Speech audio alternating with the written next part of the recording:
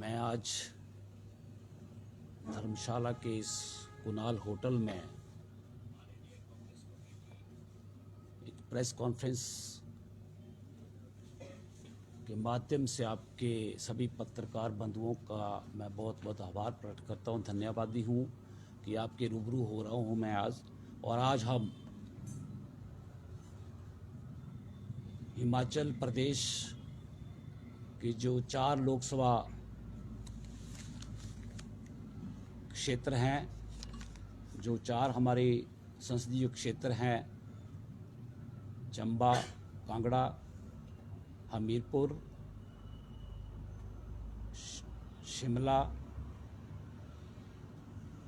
मंडी, तो हम उसकी आज जो हमारा अल्पसंख्यक विभाग जो है उसके एलडीएम जो हैं वो पार्लियामेंट कोऑर्डिनेटर और डिस्ट्रिक्ट कोऑर्डिनेटर और साथ में जो हमारे हिमाचल प्रदेश के 68 विधानसभा क्षेत्र हैं उनके हम ब्लॉक कोऑर्डिनेटर की जो कार्यकारिणी है उसको हम यहाँ पे आज घोषणा कर रहे हैं, क्योंकि आगामी आने वाले टाइम में जो लोकसभा का चुनाव जो है होने वाला है 2 महीने के उपरांत, तो उसमें हमारी जो अल्पसंख्यक विभाग की जो टीम है वो एक संगठित होकर के, सुसज्जित होकर के और बेहतरीन तरीके से तालमेल के साथ जनता जनार्दन के बीच में जाएगी और आगामी लोकसभा चुनावों में जो केंद्र सरकार की जो गलत नीतियां हैं, गलत पॉलिसियां हैं, उनका बारे में लोगों को जागृत करेगी। और कांग्रेस पार्टी जिसने देश को आज़ाद कराया और आज़ादी के बाद देश को विकास की राह के ऊपर किस तरीके से कांग्रेस पार्टी ने एक चरम सीमा के ऊपर पहुंचाया था, पूरे विदेशों में भी हिंदुस्तान का नाम जो था वो एक सुर्खियों में था। भले हमारे प्रधानमंत्री जवाहरलाल नेहरू जी, लाल बहादुर शास्त्री जी, इंदिरा गांधी जी,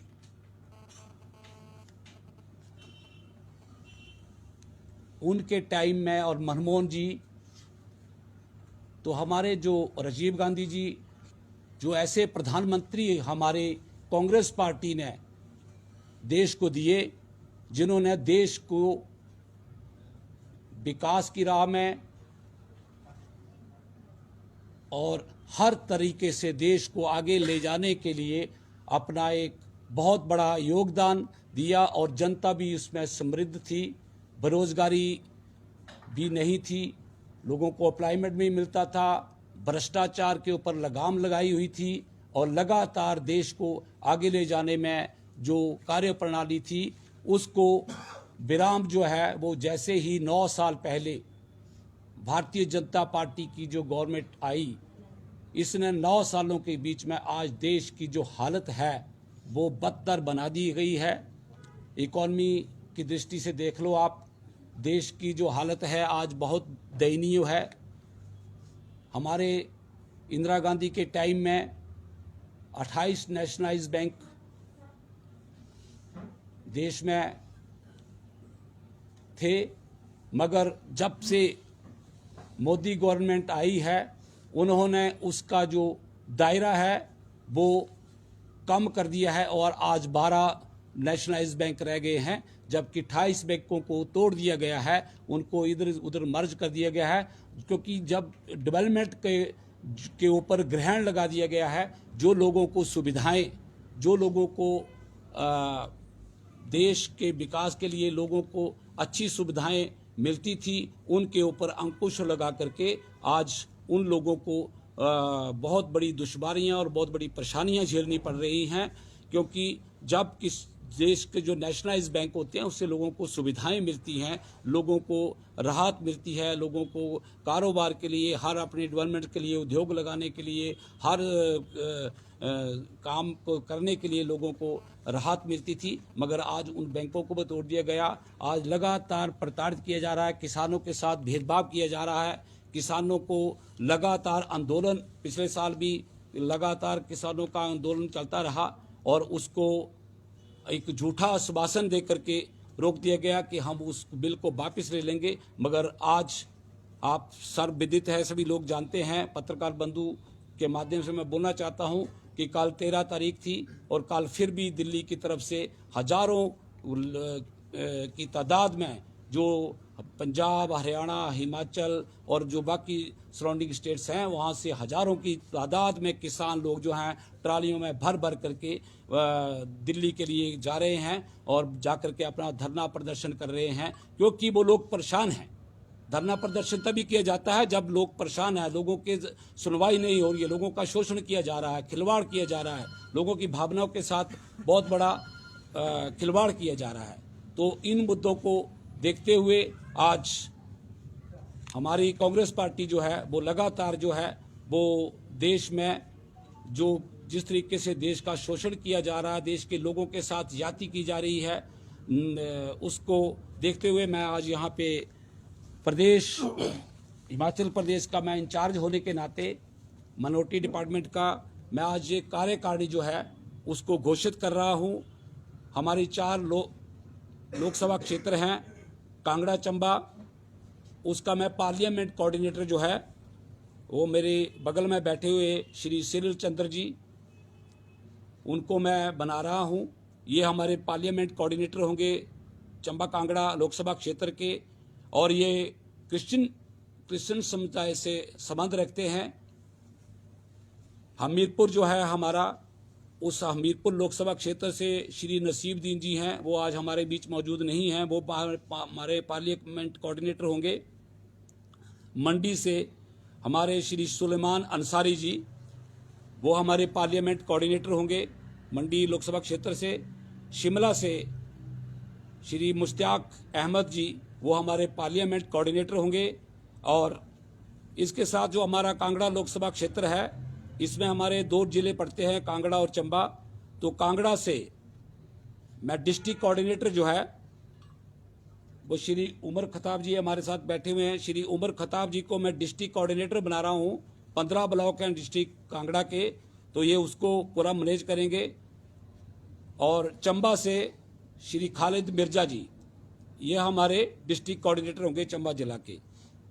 उसके बाद हमारा हमीरपुर जिला आता है, हमीरपुर से हमारे श्री सलामुद्दीन जी, ये हमारे डिस्ट्रिक्ट कोऑर्डिनेटर होंगे हमीरपुर जिला के। बिलासपुर से श्री अली मोहम्मद जी, ये हमारे डिस्ट्रिक्ट कोऑर्डिनेटर होंगे, क्योंकि जो हमीरपुर लोकसभा क्षेत्र है उसमें हमारे 3 जिले आते हैं। और ऊना जिला जो है उससे हमारे डिस्ट्रिक्ट कोऑर्डिनेटर जो है वो श्री शकील मोहम्मद जी होंगे, ये ऊना से घरवासड़ा से संबंध रखते हैं। उसके बाद हमारा मंडी जिला आता है, मंडी से श्री लियाकत अली जो है वो हमारे डिस्ट्रिक्ट कोऑर्डिनेटर होंगे। कुल्लू जो है वो अभी तक हम उसको कुछ दिनों में उसकी भी ताजपोशी कर देंगे। लाहौल स्पीति और कुल्लू जो है उसको हम अभी ताजपोशी नहीं की है। शिमला जिला जो आता है, शिमला लोकसभा क्षेत्र का, उसमें श्री मोहम्मद अशरफ जी, वो हमारे डिस्ट्रिक्ट कोऑर्डिनेटर होंगे। और सोलन जो है वो भी अभी हमने 2-3 दिन में उसकी घोषणा कर दी जाएगी। सिरमौर जिला, उसका हमने डिस्ट्रिक्ट कोऑर्डिनेटर जब मंजूर मलिक को हमने आज ताजपोशी की है। मैं आज प्रभार एकदम इन सभी जो हमारे पार्लियामेंट कोऑर्डिनेटर हैं और डिस्ट्रिक्ट कोऑर्डिनेटर हैं, इनको भी मेरे यहाँ से आदेश हो गए हैं कि जल्दी से ये जो डिस्ट्रिक्ट कोऑर्डिनेटर को आदेश है कि आगे वो ब्लॉक कोऑर्डिनेटर जो है वो जल्दी से जल्दी बना दे।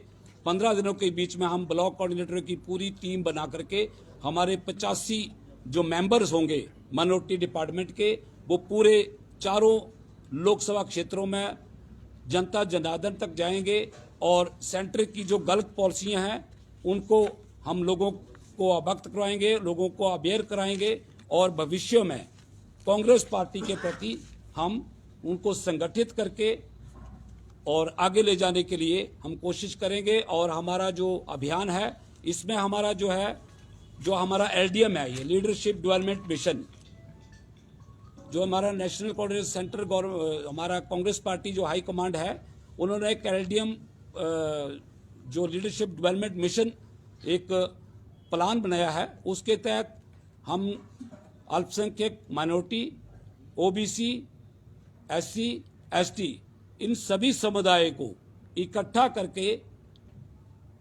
करके इनके साथ कोऑर्डिनेट करके, हमारे जो ये कोऑर्डिनेटर हैं, ये सब उन समुदाय के साथ, इन जनता के साथ कोऑर्डिनेशन करके इनको आगे लाएंगे, इनको लीडरशिप में लाएंगे। क्योंकि ये लोग जो हैं, इनको बहुत सी जो हमारी पार्टी में रिप्रेजेंटेशन है वो नहीं मिलता है, लोग पीछे रह जाते हैं, लोगों के अंदर अवेयरनेस होती है। मगर हमारे जो कोऑर्डिनेटर हैं, ये लगातार जाकर के उन लोगों को टच करेंगे और एक लास्ट कोने तक जो खड़ा आदमी है उसको अपने साथ जोड़ करके भविष्य में कांग्रेस पार्टी को सुदृढ़ करके इन लोगों को आगे अगली पंक्ति में ला करके लीडरशिप इनके लोगों को मुहैया करवाई जाएगी। और आने वाले टाइम में हम लोकसभा की 4 सीटें जो हैं वो हिमाचल प्रदेश में कांग्रेस पार्टी की झोली में डालेंगे। और जो बहुत बड़े प्रताड़ित जो वर्ग हमारा आज हो रहा है, उससे हम निजात दिला करके एक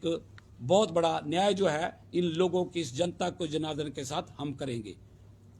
मैं सर्वविदित बताना चाहता हूं कि केंद्र सरकार ने आज दिन तक जितनी भी पॉलिसियां चलाई हैं वो इतनी गलत हैं, इतनी गलत पॉलिसियां हैं कि वो जनता जनार्दन का शोषण किया जा रहा है, नौजवानों के साथ खिलवाड़ किया जा रहा है, महिलाओं के साथ खिलवाड़ किया जा रहा है, उनकी कोई सुरक्षा नहीं है, किसी प्रकार की इकोनॉमी को राइज करने के लिए कोई प्लान नहीं है। मगर केवल हिंदुस्तान में एक चीज की जा रही है, वो है नफरत, घृणा, धार्मिक उन्माद फैलाया जा रहा है। लगातार लोगों के साथ धार्मिक भावना को छेड़छाड़ की जा रही है। मस्जिदों को, गिरजाघरों को, गुरुद्वारों को बलडोजरों उनके ऊपर चलाए जा रहे हैं। ये इस तरीके से जो प्लान इन्होंने सेट की है, इससे देश कभी तरक्की नहीं करता, इससे देश कभी आगे नहीं बढ़ता। देश की तरक्की को रोकने के लिए इन्होंने इस तरीके से किया है। पिछले साल जो बजट आया था उसमें 2.5 लाख तादाद जो है वो सेना की, आर्मी की कम कर दी गई। कितना बड़ा घिनौना पॉलिसी ला करके बजट में रख दी गई और लोगों के साथ एक नई पॉलिसी कर दी, अग्निवीर, जो 4 साल का है। 4 साल की रिक्रूटमेंट, धिक्कार है ऐसी गवर्नमेंट के ऊपर जो 4 साल की रिक्रूटमेंट। जो नौजवान जो हैं, आज हमारे देश के इतने नौजवान हैं, सबसे ज़्यादा तादाद जो हिंदुस्तान में नौजवानों की है। जो नौजवानों को एक सपना होता है कि आर्मी में जाएंगे, वो लगातार दौड़ लगाते हैं, अपनी कसरत करते हैं और जाकर के एक बहुत बड़ा अपने परिवार को चलाने के लिए उनके पास 15 साल की रिक्रूटमेंट होती थी। जैसे वो कमीशन फाइट कर जाता, कोई आगे वो उसमें प्रमोशन हो जाती थी उनकी, तो उनकी सर्विस जो है 20 साल, 24 साल, 25 साल होती थी। मगर आज उसको रिड्यूस करके 4 साल अग्निवीर कर दिया और वो भी एक ऐसी पॉलिसी लगा दी कि उसमें कोई पेंशन नहीं है, कोई सुख सुविधाएं नहीं है उन लोगों के लिए। जैसे पीछे एक अग्निवीर एक्सपायर हो गया आर्मी में, उसको वो शहीदों का सम्मान भी नहीं दिया गया। कितना बड़ा घिनौना खिलवाड़ जो है वो नौजवानों के साथ और हिंदुस्तान के नौजवानों के साथ किया जा रहा है। एक बहुत बड़ी सोचने का एक विषय है। इस मुद्दे को हम लोकसभा इलेक्शन में लेके जाएंगे और हम लोगों को जागृत करेंगे। और हमारी कांग्रेस पार्टी की जो सोच है, कांग्रेस पार्टी ये चाह रही है कि हम इस मुद्दे को, अग्निवीर को कैंसिल करके हम जिस तरीके से पहले व्यवस्था थी, जो 15 साल की रिक्रूटमेंट होती थी आर्मी में, उस तरीके से द्वारा उस व्यवस्था को बहाल किया जाएगा। और ये बिल्कुल फाइनल है। और ये कांग्रेस पार्टी की जो हमारी पीछे जो हमारी मीटिंग हुई है, उस मीटिंगों में भी हमारे जो सीनियर लीडर हैं वहाँ भी ये इस मुद्दे को हम कांग्रेस पार्टी जो है वो उसको बनाने में कोशिश कर रही है। और हम इस तरीके से करेंगे ताकि जनता के साथ जो है वो नौजवानों के साथ खिलवाड़ नहीं होगा, उनकी भावनाओं के साथ खिलवाड़ नहीं होगा, उनको एक अच्छा रिप्रेजेंटेशन जो है वो आर्मी में मिलेगा। और सभी देश जो हैं सभी देश जो है सुरक्षा के तहत काम करते हुए अपने देश की सेना के ऊपर बजट, उसको सबसे ज्यादा बजट उसके ऊपर खर्च करते हैं, उसकी स्ट्रेंथ को बढ़ाते हैं। मगर बड़ी अफसोस की बात है कि हमारे देश के प्रधानमंत्री, हमारी सेंट्रल गवर्नमेंट जो है बीजेपी, वो देश के उस बजट को भी कम कर रही है और सेना को भी स्ट्रेंथ को कम कर रही है। आने वाले टाइम में इतने बड़े बड़े दुश्मन हमारे पड़ोस में कंट्री बैठे हुए हैं, चाइना जैसी कंट्री। चाइना जो है हमारे देश के बजट से 3 गुना ज्यादा बजट जो है वो अपनी सेना के ऊपर खर्च कर रहा है। मगर हमारे देश के जो प्रधानमंत्री हैं, हमारे देश के बजट को जो है वो उसको सेना के बजट जो है, रक्षा के बजट को है, उसको कम कर रहे हैं। एक बहुत बड़ी सोचने वाली बात है और ये बहुत बड़ी मतलब चिंतन का विषय है।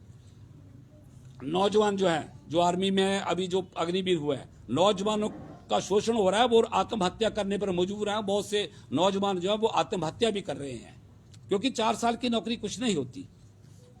उसके बाद काला धन का जो इन्होंने मुद्दा उठाया था, काला धन हम लेके आएंगे, मगर आज दिन तक काला धन तो वापिस आया नहीं, मगर काले धन समेत और जो थे, जैसे विजय माल्या, नीरव मोदी, मेहुल चोकसी के साथ सांठगांठ करके नेशनल बैंकों का करोड़ों रुपया जो है वो उनको दिला करके उनको फॉरेन कंट्री में भिजवा दिया गया। ये है सेंट्रल केंद्र गवर्नमेंट की पॉलिसियां, जो कि आज सोचने का विषय है। और हम लोग जो हैं उसके ऊपर ये लगातार हम जाकर के आपको लोकसभा के इलेक्शनों में हम इस बात को बनाने की कोशिश करेंगे। धर्म के नाम पर ओची राजनीति की जा रही है। भाजपा गवर्नमेंट जब नहीं थी 9 साल पहले, क्या उससे पहले राम का नाम नहीं दिया जाता था? उससे पहले नाम का मतलब धर्म का